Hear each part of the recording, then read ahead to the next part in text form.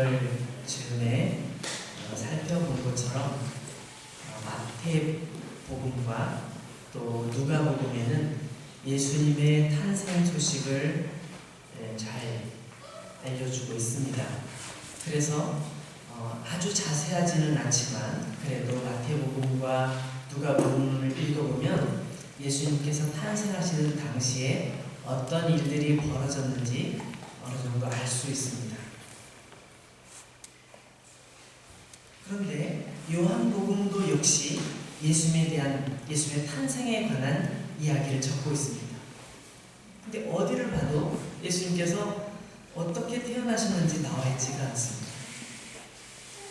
요한복음은 예수님의 탄생 이야기를 적고는 있지만 그 당시에 어떤 일들이 일어났는지를 설명하는 것이 아니라 그것이 어떤 의미를 가지고 있는지, 예수님께서 이 땅에 오신 것이 우리에게 왜 중요한지 그것에 집중하고 있습니다.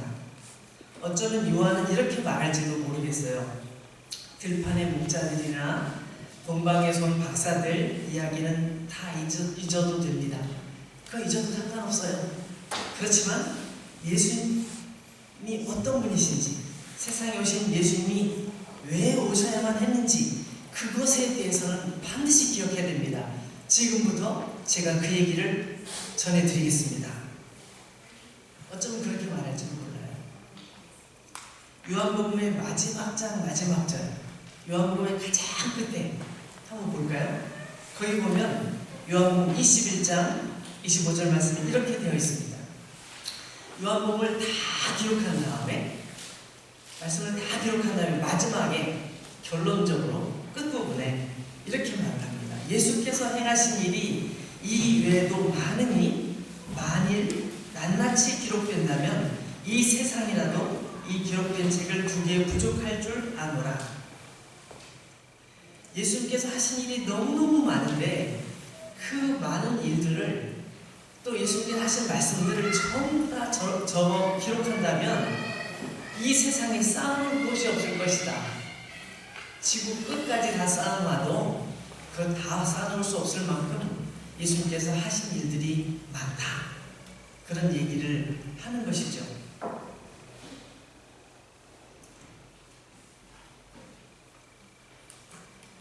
다른 말로 바꿔서 말씀드리면 요한이 지금 성경을, 하나님 말씀을 기록하면서 내가 적은 것은 지극히 작은 부분이고 나는 예수께 하신 그 많은 일들 중에 어떤 목적을 가지고 어떤 부분만 내가 모아서 따로 적은 것이다.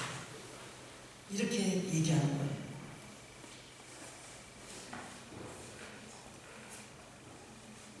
요한복음 20장 보면 이 사도 요한이 내가 왜 이 성경을 기록했는지 그 얘기가 좀 나와 있는데 한번 찾아보면 좋겠습니다. 요한복음 20장 30절 31절 보면 요한복음을 내가 적은, 이 성경을 적은 목적, 이유 나와 있어요. 예수께서 제자들 앞에서 이 책에 기록되지 아니한 다른 표적도 많이 행하셨으나 오직 이것을 기록하는 너희로 예수께서 하나님의 아들 그리스도이심을 믿게 하려 하며 또 너희로 믿고 그 이름을 힘입어 생명을 얻게 하려 함이니라. 사도 요한은 이 성경을 기록하면서 목적을 가지고 기록했다는 거예요. 아무 얘기나 막 쓴 것이 아니라 이걸 꼭 전해줘야겠다 생각하는 목적을 가지고 했는데 두 가지. 첫 번째, 예수님께서 하나님의 아들이시고 그리스도라는 사실을 믿게 해주고 싶어서, 사람들이 못 믿으니까 그것을 믿게 해주고 싶어서 내가 이것을 적었다. 그래서 요한복음을 잘 읽어보면 예수님이 정말로 하나님의 아들이시고 우리의 구주 그리스도시구나 그 사실을 확실히 알고 확실히 믿을 수 있다. 두 번째는 우리가 예수님의 이름을 힘입어서 생명을 얻게 하기 위한 것이다. 예수님의 이름을 힘입으면 생명을 얻게 된다는 거예요. 그 사실을 전해주기 위해서 내가 이렇게 성경, 이 예수님의 말씀, 예수님의 모습들을 내가 적게 됐다라고 표현하는 것이죠. 여러분, 근데 이게 요한뿐만일까요? 아닙니다. 사실은 마태도 그랬고 마가도 그랬고 누가도 그랬고 요한도 그랬고 신약성경 전체가 그렇고 구약성경 전체가 바로 예수님이 어떤 분이신지를 소개해주고 있다고 해도 틀린 말이 아닌 것이죠. 그래서 우리는 성경을 읽을 때 사도 요한이 지적한 이 두 가지 부분을 명심해서 기억하면서 성경을 읽으면 좋겠습니다. 자, 오늘 말씀으로 돌아가서 한번 생각해보죠. 9절 말씀 보시면 참빛 곧 세상에 와서 각 사람에게 비추는 빛이 있었나니, 참빛이라고 얘기했어요. 여러분, 참빛이 있으면 거짓빛도 있다는 얘기겠죠. 진짜 빛이 있는가 하면 가짜 빛이 있대요. 어떤 게 진짜 빛이고 어떤 게 가짜 빛일까요? 여러분, 밤하늘에 별들이 반짝이잖아요. 밤하늘에 반짝이는 별들 중에 가장 밝은 별이 어떤 별이죠? 달빛. 그죠? 달이 가장 크고 가장 밝게 빛나요. 와, 달이 참 예쁘다. 오늘은 달이 보름달이구나, 큰 달이 떴구나. 달을 보면서 우리가 즐거워하잖아요. 근데 가만히 알고 보니까 달은 자기가 빛을 내는 게 아니더라고요. 달은 어떻게 빛을 내요? 태양빛을 받아서 반사하기 때문에 빛을 내는 거예요. 그래서 만약에 태양이 빛을 내지 못한다면 달은 빛을 낼 수가 없어요. 그렇죠? 자기 스스로 빛을 내는 게 아니니까. 알고 봤더니 지구도 마찬가지예요. 지구도 밤이 되면 캄캄해지잖아요. 왜 그래요? 스스로가 빛을 낼 수가 없으니까 캄캄해져요. 햇빛이 비출 때 지구가 환하고 우리가 낮이라고 생각하고 낮이라고 말하고 이렇게 세상 돌아가는 일을 하는 거잖아요. 그러니까 진짜 빛은 뭐예요? 태양이죠. 태양빛이 비춰야 지구도 환하고 달도 환하게 빛나는 거예요.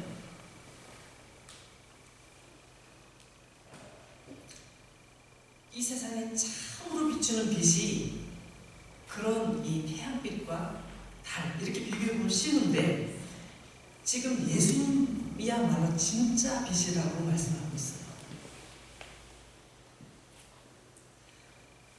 여러분, 축구 선수들이 우리 축구 좋아하는 사람들 많잖아요.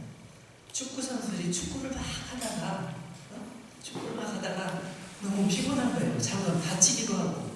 근데 어느 날 보니까 축구 게임이 잘 나왔는데 정말 실제 축구하는 것처럼 똑같이 그래픽이 잘 돼 있어요.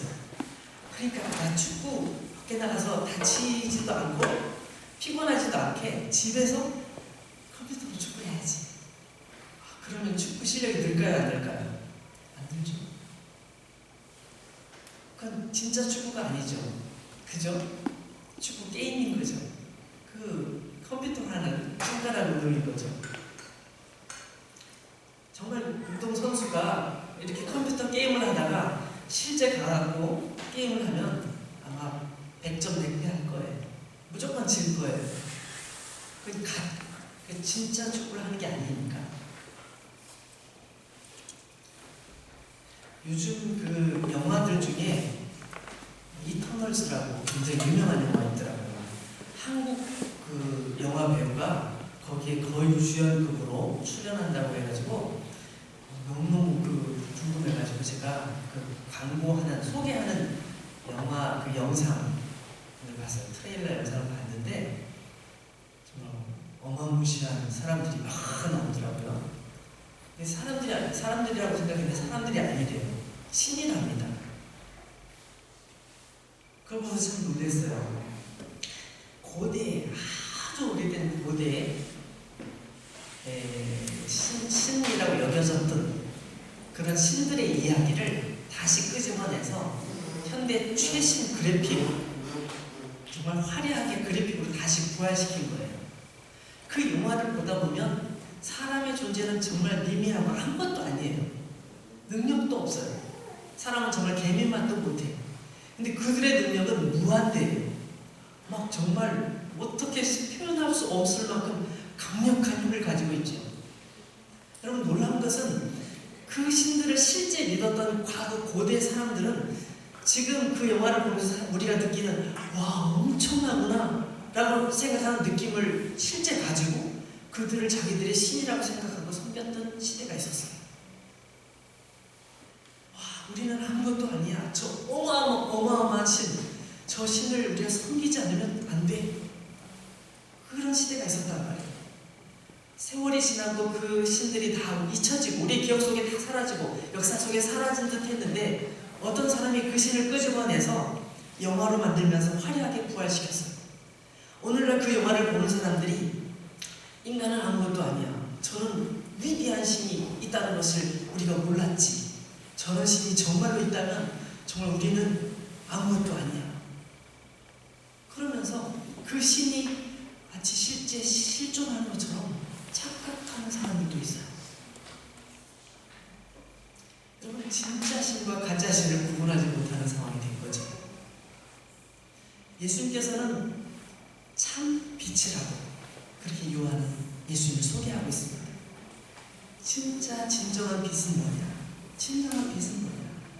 오늘 말씀 예수님을 소개할 때 참 빛이 세상에 오셨다. 예수님이 어떤 분이시기에 참 빛이라고 말하고 있을까? 오늘 말씀을 1절부터 보니까 거기에 이런 내용이 나와 있어요. 태초에 말씀이 계시니라. 이 말씀이 하나님과 함께 계셨으니 이 말씀은 곧 하나님이십니다. 예수님을 소개하는데 예수님이라고 말하지 않고 말씀이라고 소개하고 있어요. 왜 말씀이라고 소개하지? 이 말씀을 헬라어를 찾아보니까 로고스라는 단어로 사용되고 있어요. 이 로고스라는 말은 우리 성경에서 말씀이라고 기록되어 있지만 이 로고스라는 그 당시에, 그러니까 기원 1세기 당시의 사람들은 로고스하면 세상을 움직이는 힘, 세상을 창조한 능력을 가진 힘, 세상을 통치하는 힘, 그것을 한마디로 말할 때 로고스라고 말했어요. 그래서 그 당시에 아주 똑똑하다고 생각하는 사람들이, 학식 있는 사람들이 이 세상을 움직이는 그 힘은 무엇일까? 어디서부터 세상을 움직이는 힘이 온 것일까? 이 세상을 통치하는 힘은 어디서부터 나오는 것일까? 그게 궁금했어요. 이 지구는 어디서부터 생겼지? 우리는 어디서부터 태어난 거야? 우리 인간은 누구지? 이 다양하고 복잡한 고민들 속에서 이 세상을 통치하는 존재에 대한 그 갈급함이 있었어요. 그래서 그 존재를 뭐라고 말했냐면 로고스라고 말해요. 로고스는 뭐냐? 이 세상을 통치하는 로고스는 뭐냐? 그래서 어떤 사람들은 이거라고 말하고 어떤 사람은 이거라고 말했어요. 이 세상은 어디서부터 왔느냐? 흙으로부터 왔어. 아니야. 이 세상은 공기로부터 왔지. 아니야. 이 세상은 불로부터 왔어. 아니야. 물로부터 왔어. 아니야. 저 우주 끝에서부터 왔을 거야. 사람들이 각자 자기 주장을 했어요. 그런 시대에 성경은 아니다, 하나님께로부터 왔다, 이걸 얘기하는 거예요. 태초에 말씀이 계셨는데, 로고스가 계셨는데 그 로고스는 하나님과 함께 계셨고 그 로고스는 바로 하나님 그분이셨다 라고 얘기하는 거예요.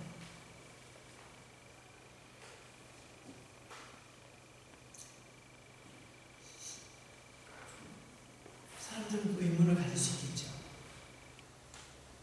그러나 성경을 기록하는 요한은 이 확신이 넘쳐요. 자, 9절 말씀을 보실까요? 9절 말씀 이렇게 나와 있습니다. 참빛 세상에 와서 각 사람에게 비추는 빛이 있었나니. 그럼 이 빛은 각 사람에게 비추는 빛이래요. 예수 그리스도께서 이 땅에 오셔서 우리에게 빛을 보여주셨는데 그 빛은 각 사람에게 각자 상황과 각자 처지에 따라서 모든 상황 속에서 그 사람에게 적합한 하나님의 은혜를 주시는 빛이라는 것이죠.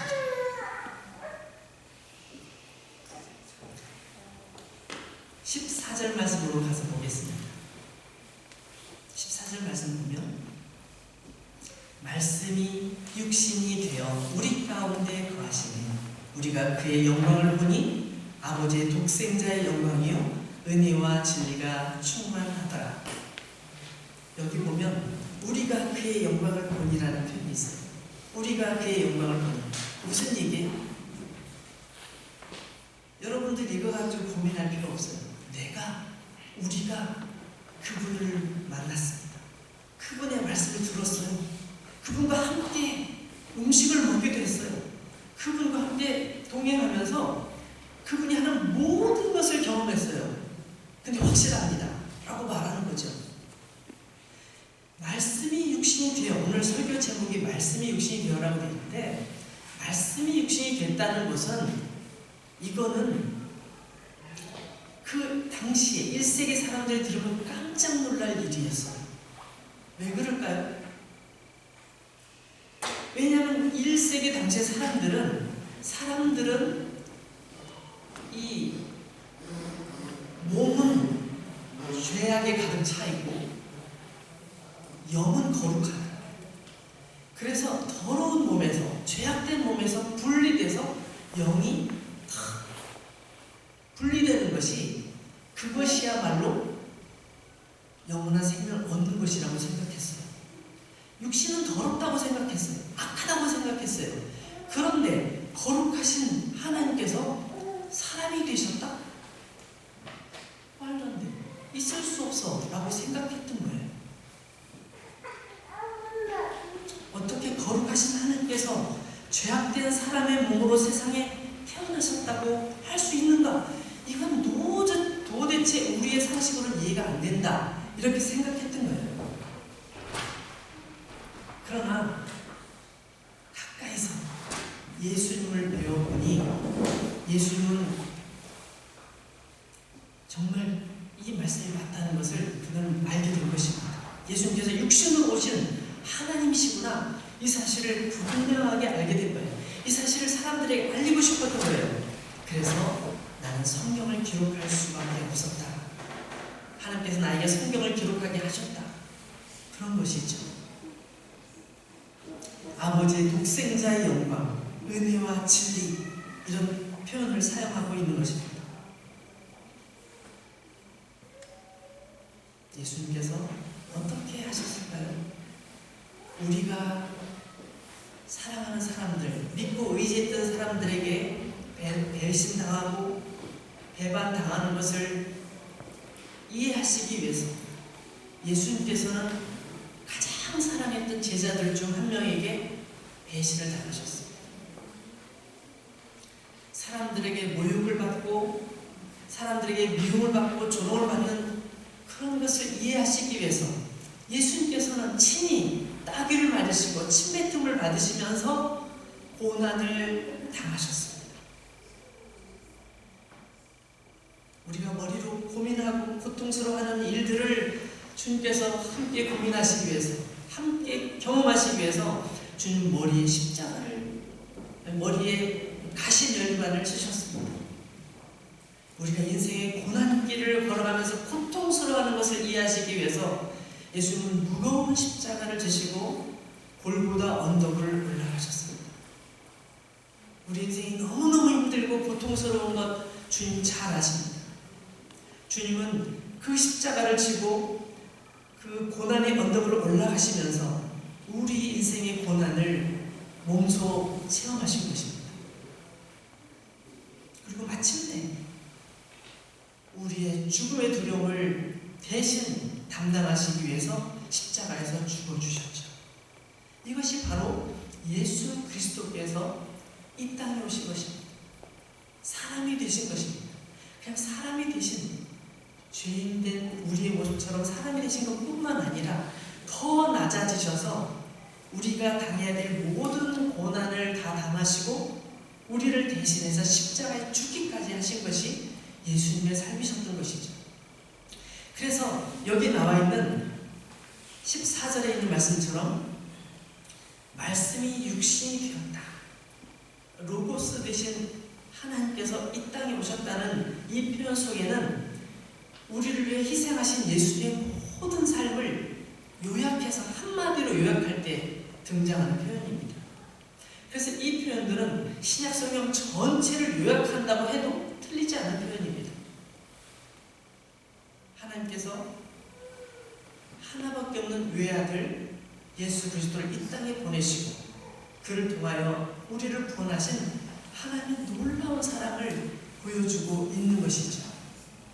그리고 어떤 분은 이것을 이렇게 표현했습니다. 예수님께서는 멸망의 동네에서 살고 있는 우리를 영원한 기쁨이 있는 하나님의 동네로 우리를 이사가게 하시기 위하여 먼저 인간의 동네로 이사를 오셨다. 읽어보니까 정말 공감이 가는 이야기 같아요. 근데 10절 말씀을 보면 좀 안타까운 표현이 있어요. 그가 세상에 계셨으며 세상은 그로 말미암아 지은 바 되었으되 세상이 그를 알지 못하더라는 거예요. 자기 땅에 오셨는데 백성들이 영접하지 않더라는 거예요. 그 안타까움으로 12절 13절에 보면 그럼에도 불구하고 영접하는 그 사람에게 있어서는 하나님의 자녀가 되는 권세를 주셨다고 말씀하고 있습니다. 사랑하는 여러분, 저는 오늘 2022년 한 해 동안 요한복음을 여러분과 함께 나누고 싶습니다. 그래서 오늘부터 이제 조금씩 읽어보면서 함께 나누려고 하는데, 요한복음 속에 담겨있는 예수님의 모습들을 통해서 이 땅에 오신 예수님, 말씀이 육신이 되어 이 땅에 오신 예수님, 그 예수님을 우리가 몸소 체험하고 그분과 함께 동행하면서 그분의 영광을 보고 그분의 사랑을 보고 그 은혜를 경험하는 저와 여러분이